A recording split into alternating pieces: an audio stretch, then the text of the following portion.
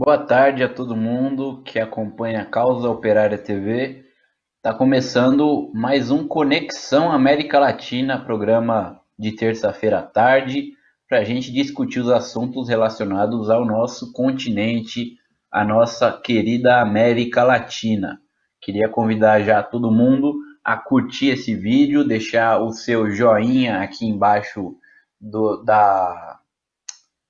player para impulsionar o nosso programa aí no ranqueamento do YouTube. Pode comentar à vontade aí também, deixa seu comentário, deixa seu super chat, super sticker, a gente vai ler aí conforme o programa vá rolando.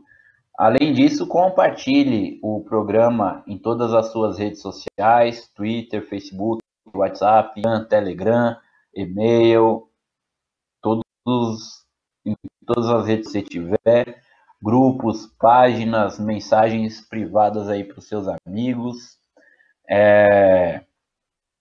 Inscreva-se também na Causa Operária TV, seja mais um dos quase 90 mil inscritos no canal, para ajudar também no crescimento dessa TV revolucionária, anti-imperialista, comunista, marxista, como é a Causa Operária TV, 24 horas por dia, 7 dias por semana.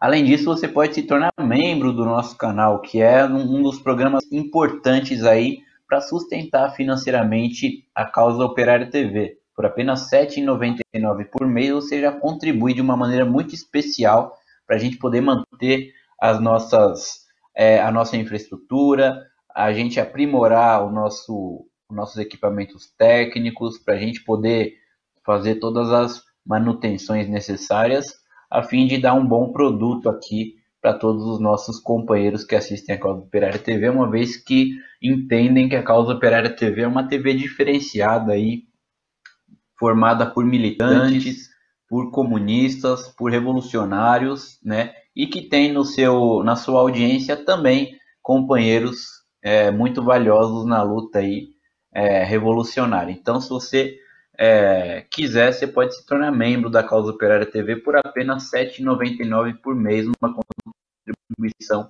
muito importante para a gente construir essa TV 24 horas, 7 dias por semana. Vamos falar aqui no nosso programa de hoje, principalmente sobre continuar aqui a respeito do Joe Biden, né, e sua política para a América Latina. Antes disso, vamos ver aí uma reportagem do Brasil de Fato, porque esses dias aqui estamos comemorando 15 anos da derrota da ALCA, né, Aliança de Livre Comércio das Américas, que foi uma tentativa do imperialismo norte-americano de impor aí de vez o neoliberalismo sobre todos os países do nosso continente, graças a uma gigantesca mobilização popular contra o neoliberalismo, que levou à queda de diversos governos na Argentina, que levou à queda dos governos na Bolívia, depois, né, esse processo progressista de governos de esquerda na América Latina foi responsável também pela derrota da ALCA. Vamos ver a reportagem do Brasil de Fato sobre isso. ALCA, ALCA, al carajo! Com essas palavras, se decretava a derrota da Área de Livre Comércio das Américas, ALCA, há 15 anos, em Mar del Plata, Argentina. A ALCA foi um projeto que buscava que a moeda comum no continente fosse o dólar e que os Estados Unidos fossem os parceiros prioritários para qualquer tipo de negócio que os estados ou empresas latino-americanas estabelecessem. A ALCA era um grande guarda-chuva jurídico para proteger os interesses das empresas americanas aqui nas Américas. Ela nos aprisionaria do ponto de vista, evidentemente, militar, embora essas cláusulas não constassem, né, propriamente no acordo da ALCA, elas estavam vinculadas a todo um projeto de ampliação de bases estadunidenses pelo nosso continente. Através da articulação de movimentos sociais e de governos progressistas da região, a proposta perdeu força até ser rechaçada. No Brasil, a CUT, o MST e a UNE organizaram um plebiscito popular no qual mais de 10 milhões de pessoas participaram e 98% votou contra a ALCA. Internacionalmente, a campanha contou com figuras como Hugo Chávez, Néstor Kirchner, Lula da Silva, Evo Morales y Fidel Castro. La verdad histórica es que el papel de Chávez es fundamental, ¿no? Y porque es el que marca el precedente, no solo salvando el voto, sino levantando una propuesta alternativa junto a Fidel, que es la alternativa bolivariana para nuestra América. Dessa aliança surgiu uma articulação entre movimentos populares de todo o continente chamado Alba Movimentos, e a Aliança Bolivariana para os Povos da Nossa América, que reúne 8 nações. Para os analistas, a integração dos povos da América Latina continua sendo a alternativa para fortalecer a soberania da região. A ALBA, neste momento, enfrenta enormes dificuldades, porque os países componentes da ALBA enfrentam um grave bloqueio e ataque estadunidense, né, que lhes dificultam a sua capacidade econômica e seu desenvolvimento, mas eles têm conseguido estabelecer parcerias com a China e com a aliança estratégica que a China tem com a Rússia, que são importantes nesse momento, assim como estabelecer parcerias com a África, com vários países asiáticos, demonstrando essa capacidade de gerar um polo que é um polo, neste momento, fundamentalmente de resistência, mas fundamental para qualquer perspectiva de soberania popular e de desenvolvimento soberano. Então, isso nos coloca agora a necessidade de nós discutirmos um novo projeto de integração popular para o continente. E, na minha modesta opinião, esse novo projeto tem que superar os paradigmas do capitalismo. Porque o capitalismo já não resolve os problemas fundamentais da população. Para o ex-ministro venezuelano Elias Raua, o fim do capitalismo é o único horizonte possível para a verdadeira América dos povos. Solo los pueblos con su propia fuerza pueden retomar el camino de lo que construimos e ir por más, ¿no? No solo conformarnos con recuperar lo que nos han quitado en esta década en disputa, como la llama Gabriela Rivadeneira, ¿no? Sino prepararnos para que la tercera década del siglo XXI sea la década otra vez ganada y esta vez de manera irreversible para los pueblos.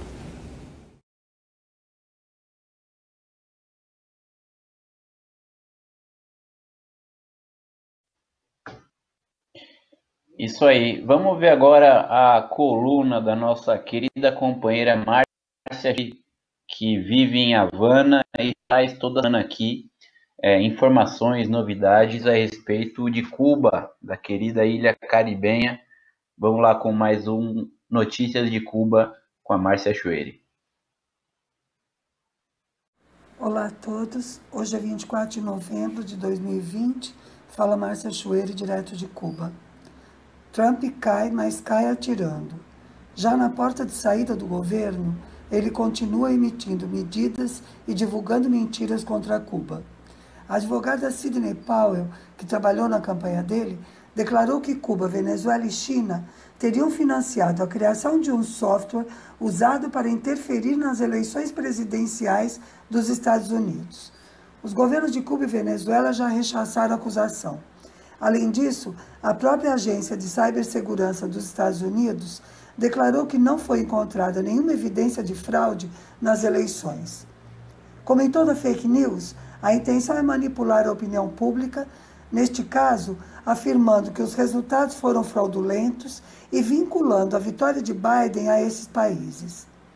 Deve funcionar com o eleitorado dele, e é uma prática bem parecida com as do presidente do Brasil. Na verdade, criar dúvida e confusão, fazer afirmações absurdas para desviar a atenção, inventar mentiras que parte da população aceitará sem questionar. Tudo isso são técnicas de guerra não convencional. É pensado, não é por acaso. E o governo Trump baixou mais uma medida para dificultar a vida dos cubanos, tanto de lá como de cá. Recusou autorização a 2 companhias aéreas que querem fazer voos humanitários entre Miami e Havana. Cuba tinha fechado os aeroportos para operações comerciais no final de março por causa da pandemia da Covid-19. A maioria deles foi reaberta em 15 de outubro, mas o aeroporto de Havana, que é o maior do país, só reabriu no dia 15 de novembro. Proibir os voos humanitários vai impedir o regresso de muitos cubanos que ficaram retidos nos Estados Unidos, onde estavam de visita. Além disso, Também cria mais um obstáculo para a remessa de encomendas e doações entre os dois países. E esse é o objetivo do governo Trump, tornar a vida em Cuba cada vez mais difícil. Bem, a reabertura dos aeroportos exige muita cautela e cuidados extremos para evitar um aumento de casos. Entre 16 e 22 de novembro, foram diagnosticados 256 novos casos de Covid-19 em Cuba. Desses, 107 eram importados, ou seja, 40% vieram do exterior. Agora vou passar as medidas sanitárias definidas para os viajantes que chegam a Cuba. É importante saber que as regras não são iguais para cubanos ou estrangeiros residentes e para turistas. As medidas são válidas para todas as portas de entrada, ou seja, aeroportos, portos e marinas. Ao chegar a Cuba, o viajante passa por 3 níveis de controle. O primeiro é antes do desembarque, quando a tripulação informa aos funcionários em terra se há alguém no avião com febre ou sintomas respiratórios. Ainda antes do desembarque, cada passageiro preenche uma declaração de seu estado de saúde, assumindo responsabilidade pelas informações. Com tudo aprovado, desembarcam e passam por um segundo controle, em que profissionais de saúde medem a temperatura do viajante. Depois de passar pela imigração, há nova verificação por profissionais da saúde e colhe-se uma amostra de PCR. Se o viajante for cubano ou estrangeiro residente em Cuba, deve procurar o consultório do médico de família nas primeiras 48 horas e manter-se em isolamento em casa por 5 dias, quando será colhido outro PCR. Se for estrangeiro não residente, ou seja, turista, não haverá coleta do segundo PCR, mas a pessoa deve se manter em isolamento por 5 dias no local de hospedagem. A rede hoteleira conta com pessoal médico 24 horas por dia, observando e atendendo aos hóspedes e trabalhadores. Os proprietários de casas de aluguel devem garantir as condições sanitárias para isolamento dos viajantes e higiene do local. Os aeroportos estão equipados com todas as condições para evitar o risco de contágio, mas mesmo todas essas medidas podem ser insuficientes se as pessoas não forem responsáveis. Já houve alguns casos de pessoas que escaparam do isolamento e provocaram focos de Covid, inclusive em uma província que estava sem nenhum caso há mais de 3 meses. Então, se você está pensando em vir a Cuba neste período, acompanhe bem as notícias sobre as medidas locais, porque elas podem ser alteradas. E uma notícia que me deixou bem feliz. Em dezembro tem Festival de Cinema em Havana. A edição 42 do Festival Internacional do Novo Cinema Latino-Americano de Havana será feita em 2 etapas. A primeira vai de 3 a 13 de dezembro e a segunda de 11 a 21 de março. Além disso, estão avaliando a possibilidade de transmitir alguns filmes do festival também pela televisão. O festival tem 92 filmes inscritos e terá uma jornada teórica sobre animação. Serão tomadas todas as medidas sanitárias para evitar riscos, com a exigência do uso de máscara, que aliás é obrigatória aqui, e distanciamento mínimo de 1,5 metro. Se quiser saber mais, entre no site habanafilmfestival.com. A campanha pelo Nobel da Paz para as Brigadas Médicas Cubanas também continua. O site é brigadasmedcuba.com. Por hoje é isso, saudações socialistas.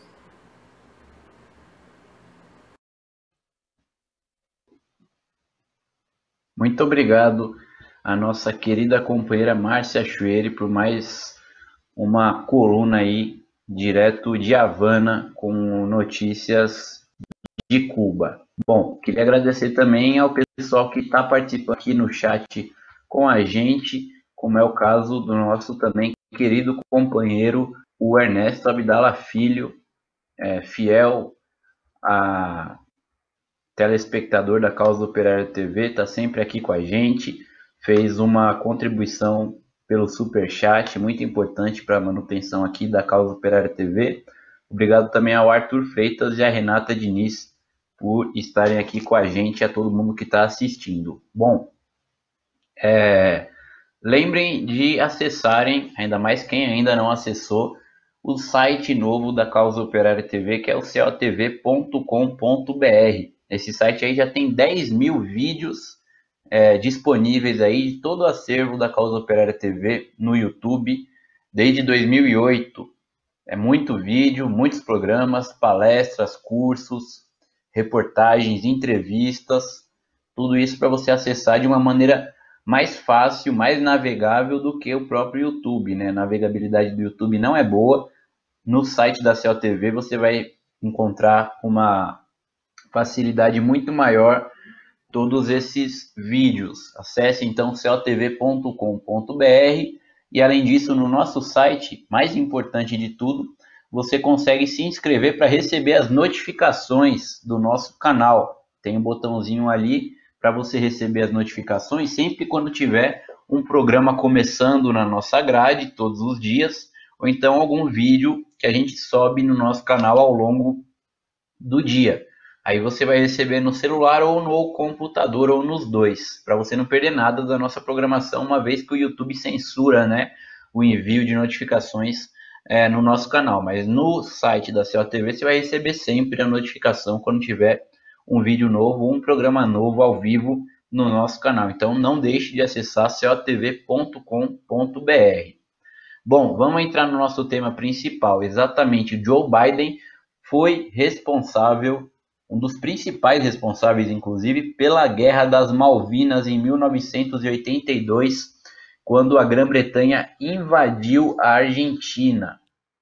Invadiu a Argentina, ou seja, invadiu o território argentino, que é a Ilha das Malvinas, as Ilhas Malvinas, que ficam 500 quilômetros da costa argentina e que ficam milhares e milhares de quilômetros da Grã-Bretanha, né? A Grã-Bretanha reivindica para si esse território que ela chama de Ilhas Falkland, em que ela colonizou lá no século XIX, no início, na primeira metade do século XIX, por volta de 1833.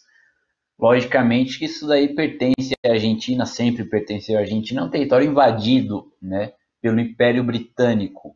E em 1982, como forma aí de ainda tentar sobreviver com algum apoio popular, a ditadura argentina ela declarou guerra à Grã-Bretanha para reaver o território das Ilhas Malvinas.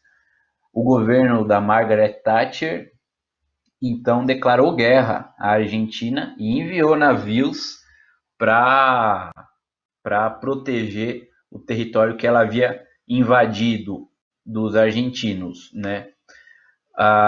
Mesmo sendo uma ditadura argentina naquela época, logicamente todas as forças progressistas do mundo deveriam defender a Argentina contra a agressão da Grã-Bretanha, uma vez que a agressão britânica não era exatamente contra o governo militar argentino, mas contra o país como um todo, contra o povo argentino, contra o direito de autodeterminação dos argentinos. Foi assim que, por exemplo, Cuba apoiou a Argentina, mesmo sendo uma ditadura, contra o Império Britânico. O próprio Trotsky já havia falado, né, que em caso de a própria Grã-Bretanha democrática invadisse o Brasil na época do Getúlio Vargas, também de uma ditadura semifascista, o dever de todo revolucionário, de todo progressista, seria apoiar o país oprimido, que era o Brasil, contra o Império Britânico. Esse caso é exatamente igual, o da Argentina. Porém, não foi assim com a ditadura militar brasileira. O Brasil não apoiou a Argentina e os Estados Unidos também não apoiaram a Argentina. Os Estados Unidos não apoiaram a Argentina violando o TIAR, que é um dos tratados da OEA, a Organização dos Estados Independentes, dos Estados Americanos, que estipula que qualquer um dos países membros sendo atacado por um país estrangeiro que não seja membro da OEA, ele deve ser protegido por todos os outros membros, ou seja, em caso de guerra de um país da OEA contra outro país estrangeiro, todos os países da OEA iam ficar do lado desse país do nosso continente, mas os Estados Unidos que criaram a OEA e impuseram esse tratado não apoiaram a Argentina. Muito pelo contrário, apoiaram a Grã-Bretanha. E o principal responsável por esse apoio dos Estados Unidos à Grã-Bretanha, que, vamos abrir um parênteses, sem esse apoio seria muito difícil de a Grã-Bretanha realmente entrar em guerra com a Argentina, uma vez que a Grã-Bretanha entrou em guerra contra um país que faz parte do quintal dos Estados Unidos, né, da zona de influência direta do imperialismo norte-americano. Sem esse apoio dos Estados Unidos, muito provavelmente nem haveria a Guerra das Malvinas. E o principal responsável por esse apoio foi Joseph Biden, que foi eleito agora presidente dos Estados Unidos. Joe Biden, naquela época, já era senador nos Estados Unidos há 9 anos e fazia parte do Comitê de Relações Exteriores do Senado norte-americano. Ele foi o responsável por enviar ao governo dos Estados Unidos a proposta de apoio do país americano à Grã-Bretanha na Guerra das Malvinas. Inclusive, ele declarou isso daí publicamente em uma entrevista à CBC, a TV norte-americana, que a gente tem aqui para a gente ver. Vamos ver, ele fala em inglês e tem a legenda em espanhol. É de fácil compreensão, mas de qualquer forma a gente dá uma resumida depois. Vamos ver. There's a growing feeling in Washington that diplomatic efforts should go on, but that Argentina must be made aware that if war breaks out, the United States will firmly back the British. Today, the U.S. Secretary of State Alexander Haig briefed the Senate Foreign Relations Committee on the status of the negotiations. Senator Joseph Biden was at that briefing. He's a Democratic senator who is sponsoring a resolution in support of Great Britain. Based on your briefings with Alexander Haig, how do you right now rate the chances of a diplomatic solution? Well, I think the Secretary of State was accurate in his assessment of it. It's very tenuous. I'd rather not comment on what was a secret briefing and what in fact the Secretary indicated were the stages of negotiations at this point, except to say that they are ongoing and the administration is hopeful. It's very pertinent what you're being told, you see, because we see the Senate trying to perhaps get more involved on the British side. Doesn't that depend on how you rate the chances of an imminent diplomatic breakthrough? Well, not really. I believe that my resolution, which clearly calls for us to state whose side we're on, which is the British side, will in fact, I believe, aid the negotiating process, not diminish the chances of negotiation. I think the Argentinians must be disabused of the notion, assuming they harbor it, that the United States is truly neutral in this matter. And so I have no sense that my resolution calling on the United States Congress to go on record in support of the British would be anything other than helpful. Senator, how do you think it would be helpful? Because conceivably that might topple the Argentinian government. Is that acceptable to you? No, that is not acceptable in the sense that I wish for that. But the fact of the matter is there's a great deal at stake for the United States and the hemisphere. First of all, and for Canada, I might add, very boldly.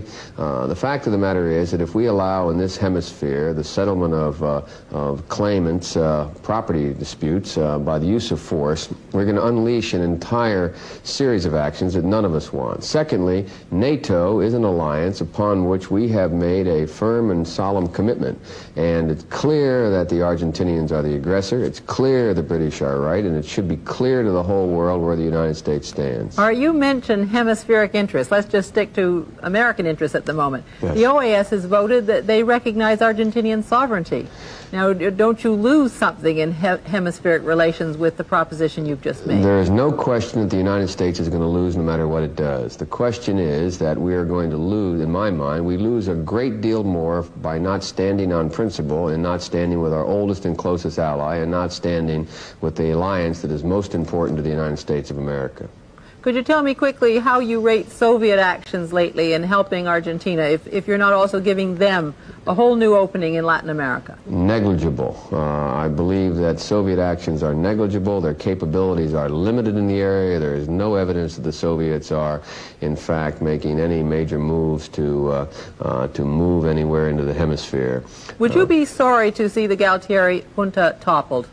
I would be sorry to see the situation change in such a way that there would in fact be an increased prospect of Soviet and/or communist influence in the hemisphere. But I'd even be more sorry if we dashed what is already a fragile and very tenuous situation with regard to NATO and NATO solidarity.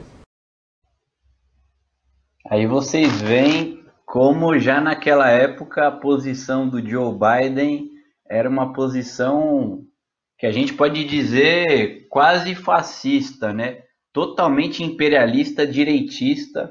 E ele falou uma coisa muito interessante que mostra quem realmente é o Joe Biden. Ele falou assim: não estamos apoiando a Grã-Bretanha para que ela derrube o governo argentino, porque seria ruim que o governo argentino caísse.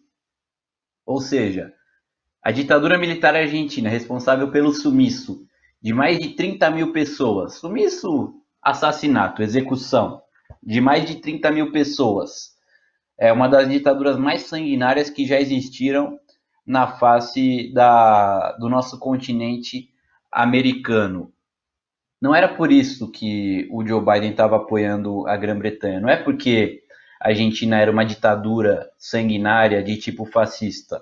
Pelo contrário, ele disse que estava apoiando a Grã-Bretanha por causa dos interesses dos Estados Unidos, que se tornasse comum um país reclamar o seu território por meios armados, isso daí desestabilizaria totalmente o domínio dos Estados Unidos. Ou seja, por exemplo, se a Venezuela reclamasse o Essequibo por meios armados, isso daí seria ruim para os Estados Unidos. O que a gente vê hoje é que os Estados Unidos usam o Essequibo para gerar um conflito entre Venezuela e Guiana a fim de desestabilizar o governo venezuelano. Ou se Porto Rico declarasse a sua independência e, diante da recusa dos Estados Unidos de reconhecê-la, optasse pela via armada para conquistar a independência, logicamente isso daí seria ruim para os Estados Unidos. Então, o exemplo da Argentina não poderia ser seguido. O apoio à Grã-Bretanha contra a Argentina, portanto, e ele reconhece isso claramente, não é um apoio para derrubar a ditadura argentina. Queremos que a ditadura argentina permaneça de pé como ela está. A única coisa que queremos é que a Argentina não toque nas Ilhas Malvinas, que embora seja de direito argentino, seja um território argentino, o Império Britânico precisa colonizar aquela região, porque ela inclusive é rica em petróleo. Então a gente vê aí o Joe Biden taxado como um progressista, como um democrata, como alguém inclusive de esquerda, em que o próprio Donald Trump na campanha presidencial até hoje está dizendo que a vitória do Biden vai levar o socialismo para os Estados Unidos. Uma coisa que não tem, é só gente que tem um cérebro melhor do que o de um macaco que consegue concordar com uma coisa dessas. O próprio Joe Biden fala, o apoio da União Soviética à Argentina, a União Soviética no caso tinha uma posição correta, né, apoiar um país oprimido contra um país agressor. O apoio da União Soviética à Argentina não significa que o comunismo vai chegar na Argentina, na América Latina, nada. A União Soviética não tem essa pretensão. E realmente, a União Soviética não tinha pretensão, até porque a burocracia stalinista de comunista não tinha nada. Mas o Joe Biden também se preocupava com a influência do comunismo que ele falava na América Latina, mas ele sabia que, na verdade, não tinha essa ameaça por parte dos soviéticos. De qualquer forma, ele mostra nessa entrevista aí que ele estava bem antenado em todos os deslocamentos que pudessem ser feitos pelos soviéticos para influenciar a América Latina, e ele já estava ali combatendo a influência da União Soviética na América Latina. Portanto, isso daí mostra, desnuda totalmente a posição do Joe Biden como um genocida, assassino, apoiador da agressão contra a Argentina. Só alguns detalhes aqui. Segundo dados oficiais, a Argentina teve quase 700 mortos no conflito da Guerra das Malvinas, que foi um conflito que durou muito pouco tempo, de abril a junho de 1982, 2 meses de conflito, que terminou, logicamente, a história da Grã-Bretanha, uma vez que era ainda um país imperialista, né, que é superior militarmente, economicamente, é um país atado, como é o caso da Argentina. Joe Biden, portanto, ele nada tem de progressista, de humanista, de democrata, mas sim ele é um senhor da guerra, como a gente vem publicado no Diário Causa Operária, com uma lembrando todo o histórico imperialista do Joe Biden. E a Guerra das Mãos foi um dos primeiros conflitos aí do imperialismo contra os povos oprimidos, apoiado e articulado pelo Joe Biden. Inclusive, amanhã vai sair no Diário Causa Operária a matéria a respeito desse apoio aí do Biden à Grã-Bretanha na Guerra das Malvinas. Bom, eu queria ver com a produção se teria tempo de a gente passar mais um vídeo aí, ou se não dá tempo. Se não der tempo, a gente deixa para outro dia.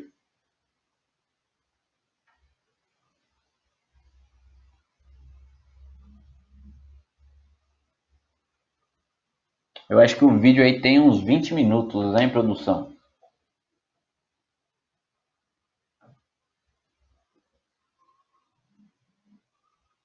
Beleza, vamos passar. O vídeo é uma intervenção nossa aí num debate que fomos convidados do canal Social em Foco, justamente sobre o assunto das eleições norte-americanas, da vitória do Joe Biden e os seus reflexos na América Latina.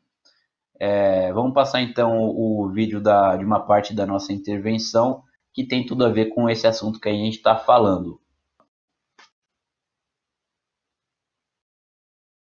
Do José Artigas e o Pablo Ventura. Eu acredito que o Pablo ainda chega, né? Então, fique aqui, né? E aproveite esse momento do canal Social em Foco, ok? Obrigado, Beth. Obrigado ao canal Social em Foco por esse debate aqui. Queria cumprimentar todo mundo que está assistindo também.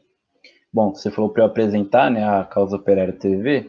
Ela é um canal no YouTube ligada ao Partido da Causa Operária, né?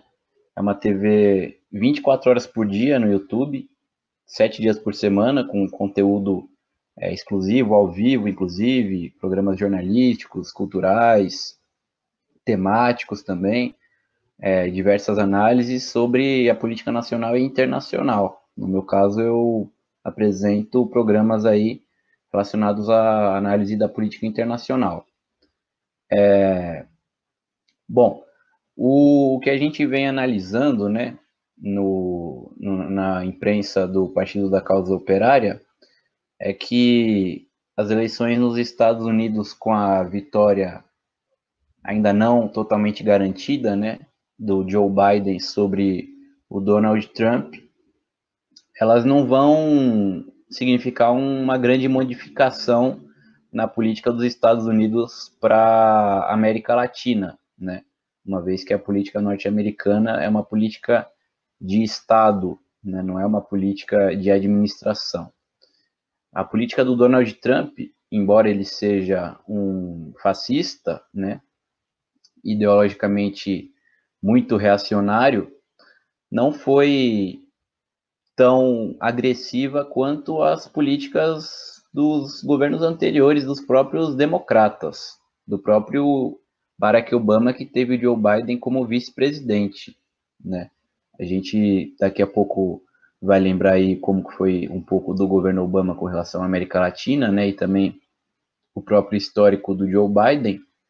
Mas o que a gente precisa entender é que o imperialismo norte-americano, ele adotou uma política, desde a crise de 2008, uma política internacional diferente da que ele vinha adotando, uma política internacional mais dura, de promoção de golpes de Estado e de regimes de extrema-direita, inclusive, em boa parte do mundo. Na América Latina, não foi diferente, uma vez que nós somos considerados pelos norte-americanos como quintal, né, de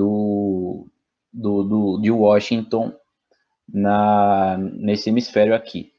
Então, em 2009, né, primeiro ano da administração Obama, houve o golpe de Estado em Honduras contra o presidente nacionalista Manuel Zelaya. Foi o primeiro dessa série de golpes de Estado que ocorreram nos últimos anos, motivada pela crise capitalista de 2008, uma vez que o imperialismo ele precisava, para salvar os lucros aí dos grandes banqueiros, dos grandes monopólios internacionais da falência, precisava adotar uma política de maior saque e expoliação dos países oprimidos.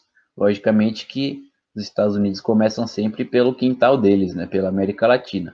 Então foi assim que houve o golpe de 2009 em Honduras. E com o Barack Obama, né, que foi eleito com grande percentual de votos dos latinos, né, que era considerado um progresso por ser também o primeiro presidente negro da história dos Estados Unidos, mas que adotou uma política selvagem contra a América Latina e contra os próprios latinos dentro dos Estados Unidos. Ele foi o presidente que mais deportou imigrantes na história dos Estados Unidos. A gente precisa lembrar isso daí. Ele foi o presidente que iniciou a série de golpes de Estado na América Latina com essa nova política do imperialismo. O Joe Biden, já tanto no primeiro como no segundo governo do Barack Obama, foi vice-presidente e foi um dos responsáveis principais por essa política de agressão contra a América Latina. Os Estados Unidos, depois disso, promoveram os golpes de Estado em 2012 no Paraguai, né? Uma desestabilização golpista na Bolívia, no Equador em 2010, né? O golpe de Estado no Brasil em 2016, a vitória do Maurício Macri na Argentina em 2015, né, que foi uma espécie de golpe de Estado brando contra o peronismo, contra o kirchnerismo.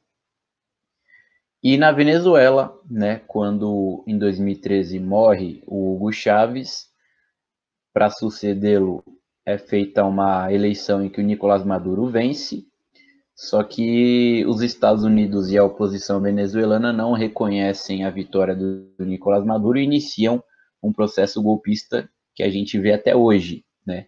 Com guarimbas, com saques, com incêndios, depredações, utilização de armas de fogo, assassinatos nas ruas por parte da oposição venezuelana. Em 2015,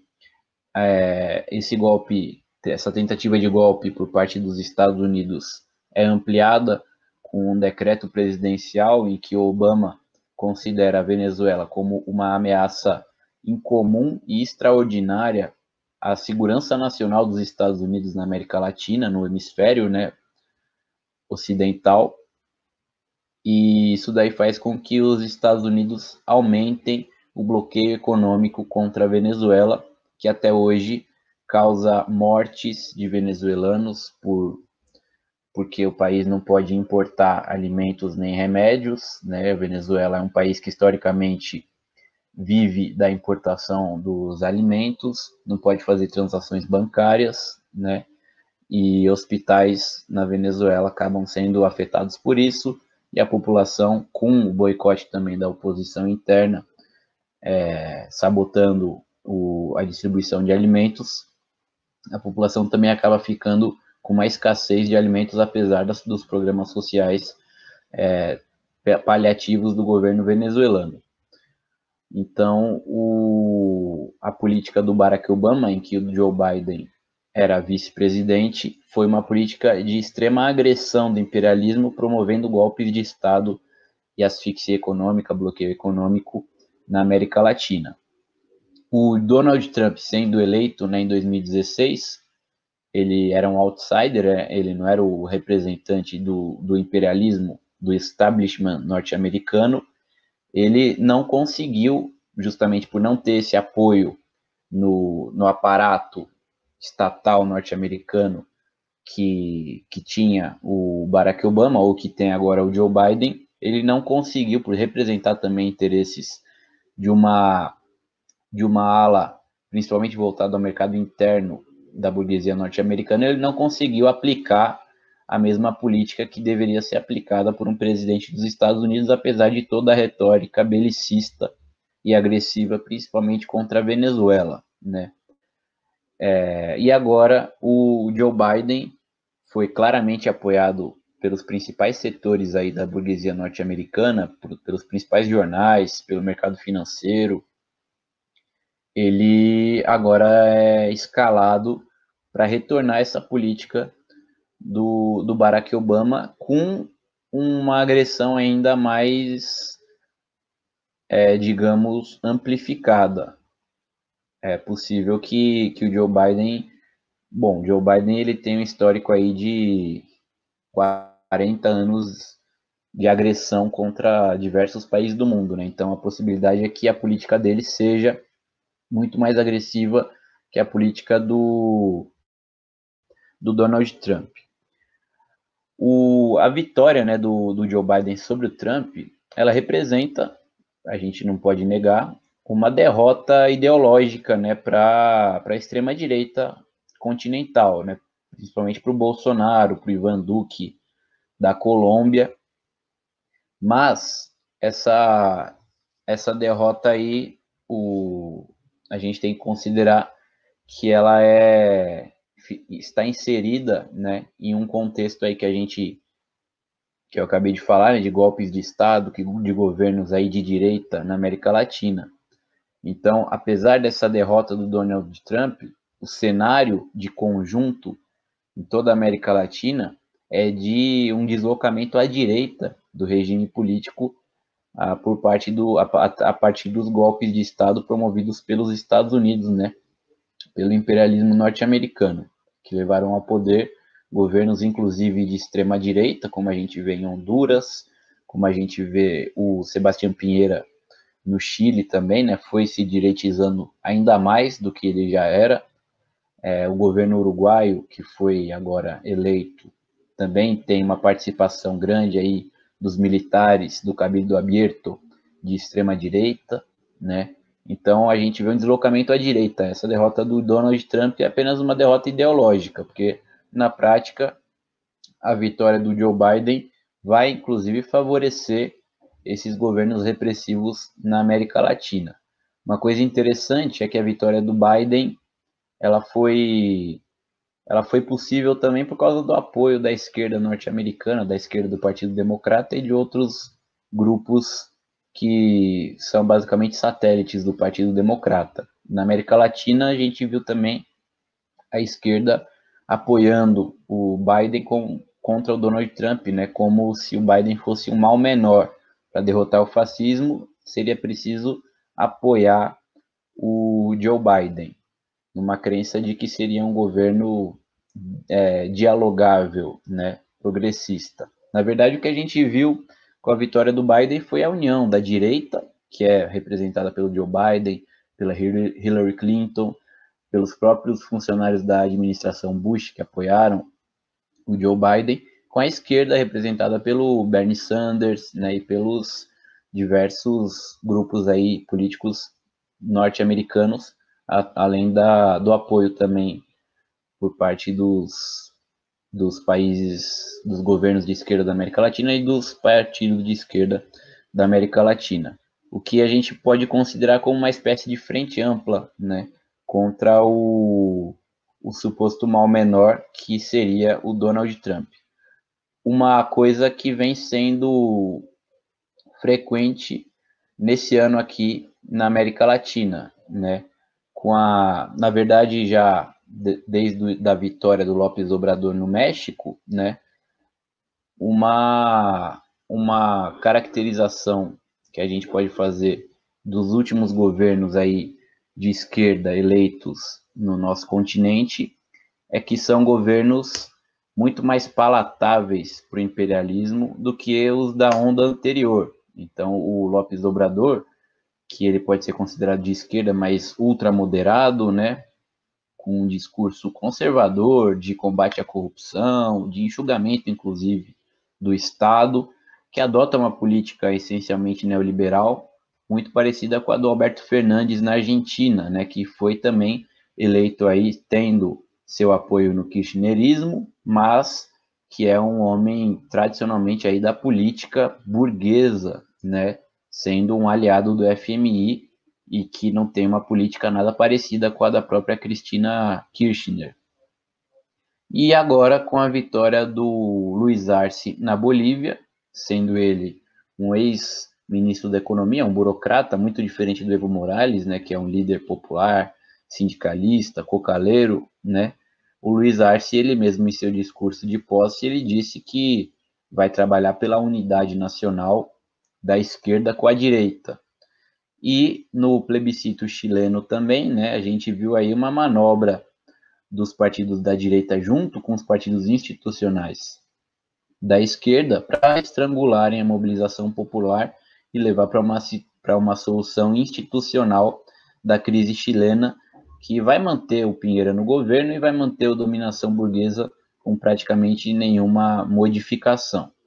É nesse cenário aí também que se encaixa a vitória do Joe Biden sobre o Donald Trump, uma vitória também semelhante, né, em termos de apoio político, à vitória do Alberto Fernandes e do Luiz Arce na Bolívia. Mas, como eu disse, se enquadra em uma situação política na qual a América Latina vive um aprofundamento nos últimos anos, né, da crise política de regimes aí golpistas e de direita. Então, uma possibilidade é que o imperialismo, particularmente o norte-americano, esteja percebendo essa crise aí, crise inclusive evidenciada pelo governo do Donald Trump, extremamente caótico, né?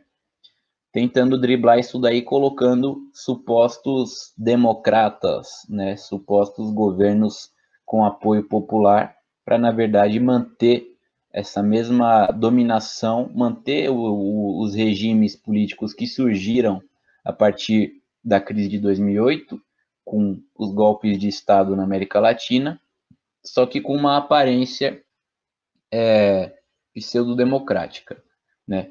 O Joe Biden, então, ele foi saudado aí por muita gente, por supostamente sendo um progressista, né, um democrata, mas a gente precisa lembrar que, particularmente aqui, com relação à América Latina, ele tem uma trajetória de total agressão aí e imposição contra os países da América Latina. Ele que é senador desde 1973, né? Portanto, há 45 anos, mais de 45 anos, a gente pode considerar que a história do Joe Biden é a história dos Estados Unidos nos últimos 45 anos, sendo ele membro do Comitê de Relações Exteriores do Senado norte-americano e um dos principais responsáveis pela política externa dos Estados Unidos, seja nos governos democratas, seja nos governos republicanos nas últimas décadas. Então, por exemplo, o Joe Biden, ele apoiou, durante a Guerra das Malvinas, o Reino Unido contra a Argentina, dizendo que a Argentina era o país agressor, porque a Argentina estava tentando recuperar as Ilhas Malvinas do controle britânico. E os Estados Unidos, de fato, apoiaram o Reino Unido, contrariando as próprias normas da Organização dos Estados Americanos, né, que estipulam a proteção de um país membro da organização pelos outros países membros da organização. Os Estados Unidos apoiaram o Reino Unido e o Joe Biden foi ponta de lança aí nesse apoio à agressão, à guerra imperialista da Grã-Bretanha contra a Argentina, né? Depois disso, além de outras guerras em que o Joe Biden esteve envolvido aí pelo mundo, a gente destaca, né, como a gente está falando da América Latina, a intromissão imperialista na Colômbia, a partir da virada do século, com o Plano Colômbia, que foi que o Joe Biden é o pai, basicamente um dos pais, mas ele realmente é o pai do Plano Colômbia, que foi tornado lei em 2000 pelo governo do Bill Clinton, e esse plano fez com que, sob o suposto combate, né, ao narcotráfico, os Estados Unidos enviassem militares para a Colômbia, estabelecessem bases militares na Colômbia, reprimissem brutalmente as Farc e o ELN, né, causassem ali uma política de intervenção imperialista na Colômbia. Isso daí, ao invés de combater o narcotráfico, aumentou o narcotráfico, valorizou demais as drogas na Colômbia, né? Causou um êxodo no país, na Colômbia, até alguns anos atrás. As estimativas indicavam que 7 milhões de pessoas saíram do país por causa dos conflitos internos, causados essencialmente por causa da intervenção norte-americana. E esse Plano Colômbia aí é responsável até hoje pela situação de terror que vivem os colombianos, principalmente no campo, né? São centenas de ex-guerrilheiros das Farc que foram assassinados após a assinatura dos Acordos de Paz de Havana de 2016. São centenas de camponeses, líderes indígenas, ambientalistas, líderes sociais assassinados também. Somente este ano aqui na Colômbia, o governo colombiano, na verdade o regime colombiano há décadas é um regime ditatorial, né? E hoje a gente tem no poder na Colômbia o Iván Duque, que é um fascista carniceiro e que se apoia nos militares e particularmente na própria presença militar norte-americana no país, que foi avolumada com o Plano Colômbia estabelecido principalmente pelo Joe Biden, né? Eu já falei aqui do Joe Biden sendo vice-presidente do Obama nessa série aí de golpes de Estado, portanto, ele sendo um ator fundamental aí em todo esse período, mas o Joe Biden também, ele, além desse histórico, né, ainda hoje ele mantém essa mesma política, mesmo que tente passar perfume para ela, né? Em 2018, ele já havia dito, reafirmado, né, que os Estados Unidos deveriam liderar o hemisfério na parte política, econômica, militar, né? O Biden, ele considera a Nicarágua como uma ditadura, não apenas Cuba e Venezuela, mas também a Nicarágua do Daniel Ortega, né?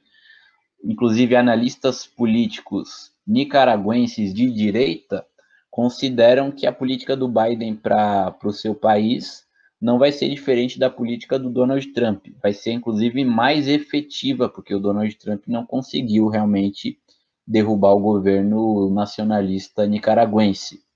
Então, existe, por parte da oposição nicaragüense, um otimismo com relação ao governo do Joe Biden.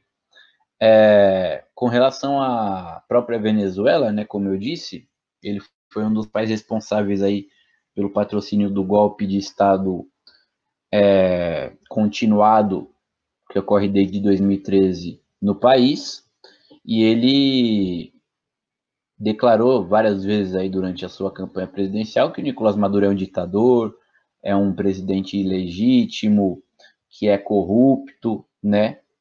E os democratas, particularmente a ala direita do Joe Biden, apoiam o Juan Guaidó, né? Tudo indica que, na verdade, a política dos Estados Unidos para a Venezuela vai ser ainda mais agressiva que a política do Donald Trump.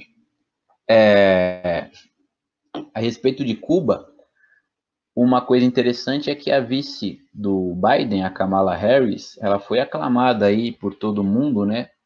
Pela imprensa internacional, pela esquerda latino-americana também, como uma mulher negra, né, a primeira mulher vice-presidente, a primeira negra vice-presidente, mas ela é uma personagem extremamente direitista, responsável pela prisão aí de negros, de milhões de negros, né, de centenas de milhares de negros uma repressão gigantesca também contra as próprias mulheres, e com relação à política internacional, ela deu uma entrevista à agência F da Espanha sobre Cuba, em que ela já dá as cartas do que será a política do Joe Biden com relação à ilha caribenha. Ela disse que os americanos, especialmente os cubano-americanos, são os melhores embaixadores da liberdade em Cuba, ou seja, não são os cubanos que realmente vivem na ilha, mas sim os chamados gussanos, né, que foram para os Estados Unidos para atuar contra o governo revolucionário cubano, e também os norte-americanos. Esses sim é que devem mandar em Cuba, e não os cubanos que lá vivem. Ela disse que o Trump, a política dele com relação a Cuba, serviu, na verdade, para fortalecer a quem ela chamou de ditadura e de repressão do regime em Cuba, né? Então aí a gente vê também como é uma política totalmente direitista. Ela afirmou que a política migratória, né, no caso anti-imigração do Donald Trump, na verdade foi um desastre com relação a Cuba. Por quê? Porque a política tradicional dos norte-americanos com relação a Cuba é favorecer a imigração, é favorecer o êxodo de cubanos, né, para que eles vão para os Estados Unidos, e assim é mais uma forma de desestabilizar politicamente o governo cubano, fazendo uma grande propaganda, né, da suposta fuga dos cubanos, fugindo do socialismo, indo para a terra da liberdade, os Estados Unidos. E lá, né, particularmente na Flórida, existe uma comunidade cubano-americana que votou também, embora tenha votado em peso no Donald Trump, também votou em peso no Joe Biden, e que são elementos totalmente hostis ao governo cubano e ao próprio povo, né, cubano, defendendo aí a intervenção, inclusive uma invasão armada dos Estados Unidos em Cuba. A Kamala Harris, ela apoia tudo isso. E, por fim, nessa mesma entrevista, questionada sobre o bloqueio econômico dos Estados Unidos, ela falou que esse embargo aí é uma lei e que a lei deve ser seguida e que ela só vai deixar de existir quando o governo cubano cair, né? Portanto, assim, apoiando uma das principais políticas imperialistas de agressão contra os países oprimidos, que é o bloqueio a Cuba, que só em 2019 fez com que o governo cubano perdesse mais de 5 bilhões de dólares pela primeira vez. Uma política totalmente genocida por parte do regime norte-americano, apoiada aí pela Kamala Harris, que é dita aí como uma suposta personalidade de esquerda.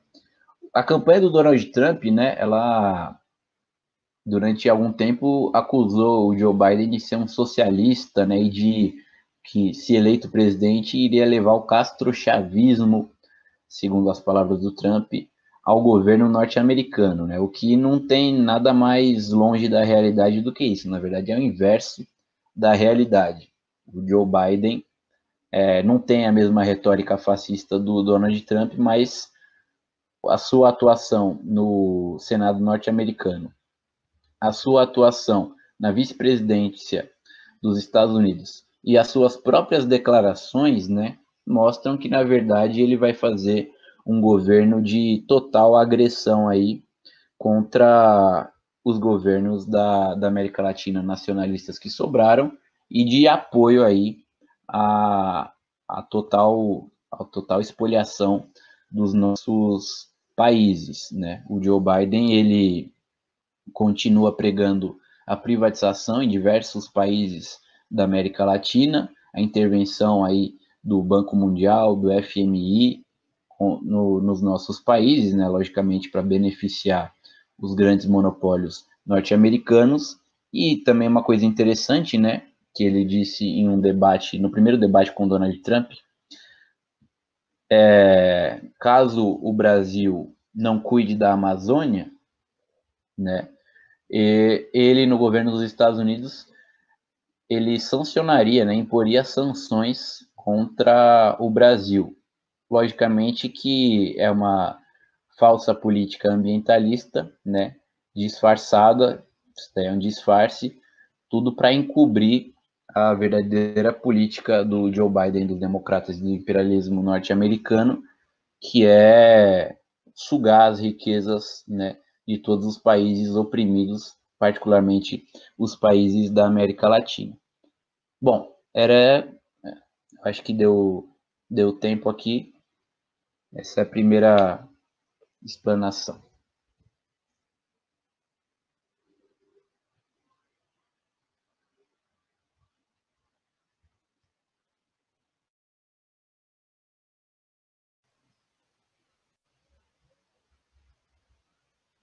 Bom, muito obrigado aí ao canal Social em Foco, né, por